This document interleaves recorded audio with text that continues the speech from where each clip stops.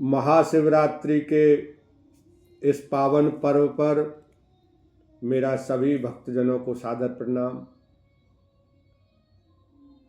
आज महाशिवरात्रि है तो मन हुआ कि थोड़ा सा तुलसीदास जी की रामचरितमानस से माता पार्वती और भगवान भोले शंकर के विवाह की कुछ चर्चा कर ली जाए। बोलो शंकर भगवान की जय। लगे होन पुर मंगल गाना, सजे सवही हाटक घटनाना। भांति अनेक भई जेवनारा, सूप शास्त्र जस कछु बहारा। माता पार्वती और भगवान भोले शंकर के विवाह की तैयारी हुई। भोले शंकर भगवान अपनी बारात लेकर हिमाचल के घर पहुंचे तो वहां कैसा दृश्य है। नगर में मंगल गीत गाए जाने लगे हैं। सबने भांति भांति के सुवर्ण सोने के कलश सजाए हैं। पाक शास्त्र में जैसी रीति है उसके अनुसार अनेक भांति की जौनार हुई, रसोई बनी। जौनार होती है जो शादी के टाइम पर भोजन कराया जाता है न्योथारियों को, उसको कहते हैं जौनार। सो जेवनार की जाई बखानी, बसही भवन जही मातु भवानी। सादर बोले सकल बराती, विष्णु बिरंची देव सब जाति। जिस घर में स्वयं माता भवानी रहती हो वहां की जौनार भोजन सामग्री, आहा, उसका वर्णन कैसे किया जाए। हिमाचल ने आदर पूर्वक सभी बरातियों को विष्णु ब्रह्मा और सब जाति के देवताओं को बुलाया, सबके पास निमंत्रण भेजा। विविध पाति बैठी जेवनारा, लागे परसन निपन सुआरा। नारी ब्रह्मांड सोर जेवत जानी, लगी देन गारी मृदुबानी। अच्छा, जब कभी कोई कहीं शादी ब्याह का प्रोग्राम होता है तो वहां पर जो वर पक्ष से जो बाराती आते हैं या जितने भी लोग उनके रिश्तेदार नाती उनके साथ आते हैं दूल्हे के, तो औरतें गाली बहुत देती हैं और वो बाराती, वो रिश्तेदार नाती, वो सब उन गालियों को बड़ी मधुरता से सुनते हैं। तो क्या कहिए, भोजन करने वालों की बहुत सी पंक्तियां बैठी, चतुर रसोइये परोसने लगे। स्त्रियों की मंडलियां देवताओं को भोजन करते जानकर कोमल वाणी से गालियां देने लगी। गारी मधुर स्वर देहि सुंदरी, बिंग बचन सुनावही। भोजन करई सुर अति विलंब, विनोद सुन सचु पावही। जेवत जो बढ़ो आनंद सो, मुख कोटि न पारई कहो। अचवाई दीने पान गवने, बास जई जाको रयो। सब सुंदर स्त्रियां मीठे स्वर में गालियां देने लगी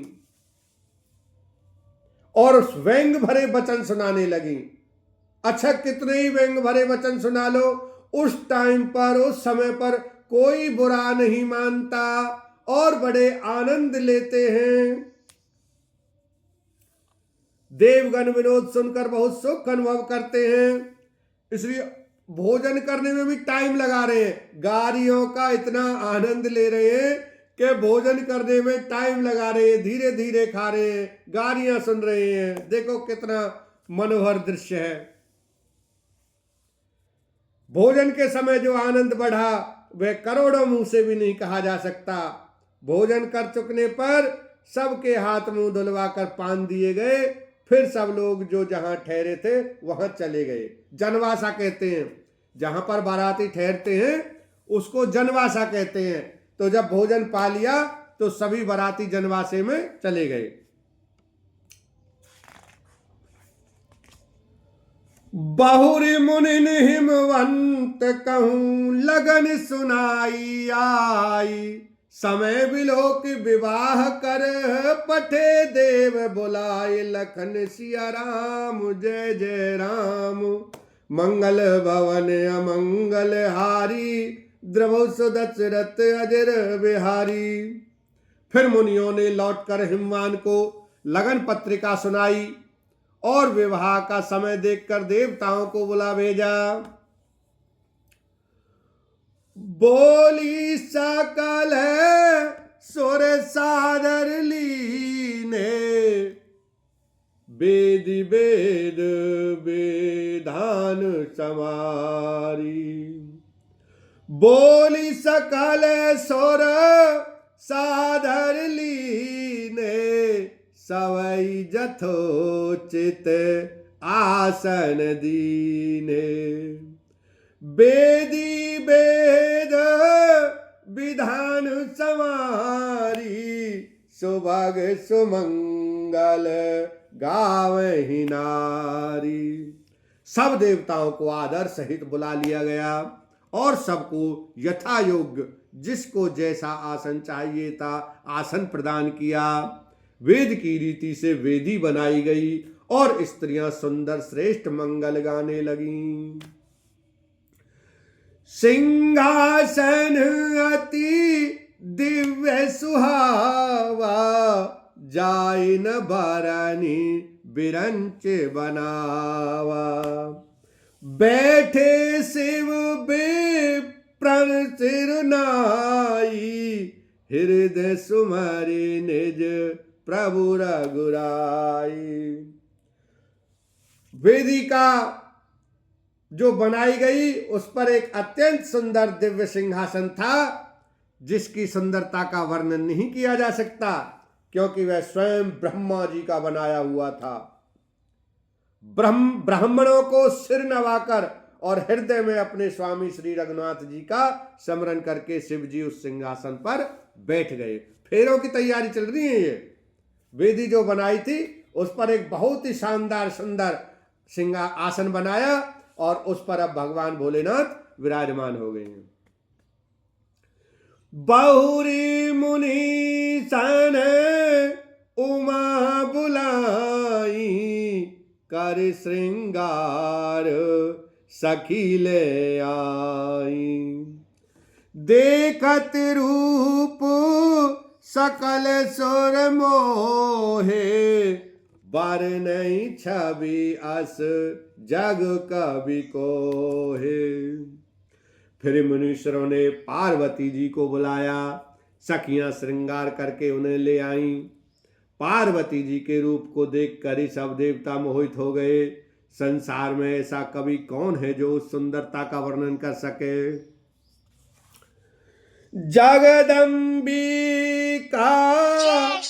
जानी भव भामा, सुरन मन ही मन कीन प्रणाम। सुंदरता मर जाद भवानी, जाय न कोटि हूँ बदन बखानी। पार्वती जी को जगदम्बा और शिव जी की पत्नी समझकर देवताओं ने मन ही मन प्रणाम किया। भवानी जी सुंदरता की सीमा है, करोड़ों मुखों से भी उनकी शोभा का वर्णन नहीं किया जा सकता। कोटि हूँ बदन नहीं बनई बरनत, जग जननी शोभा महा, सकुच ही कहत श्रुति शेष सारद, मंदमति तुलसी कहा। छवि खानी मातु भवानी गवनी, मध्य मंडप शिव जहाँ, अवलोक सकई न सकुच पति पद, कमल मन मधु करु तहाँ। जगजननी पार्वती जी का महान शोभा का वर्णन करोड़ों मुखों से भी करते नहीं बनता। वेद शेष जी और सरस्वती तक उसे कहते हुए सकजा जाते, तब मन बुद्धि तुलसी किस गिनती में है। सुंदरता और शोभा की खान माता भवानी मंडप के बीच में जहां शिव जी थे वहां गईं। वे संकोच के मारे पति शिव जी के चरण कमलों को देख नहीं सकती, परंतु उनका मन रूपी भौरा तो रसपान वहीं कर रहा था।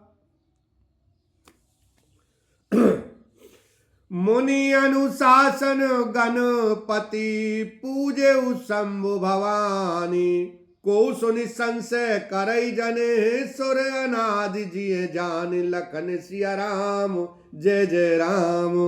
मंगल भवन अमंगल हारी, द्रवौ सो दशरथ अजर बिहारी।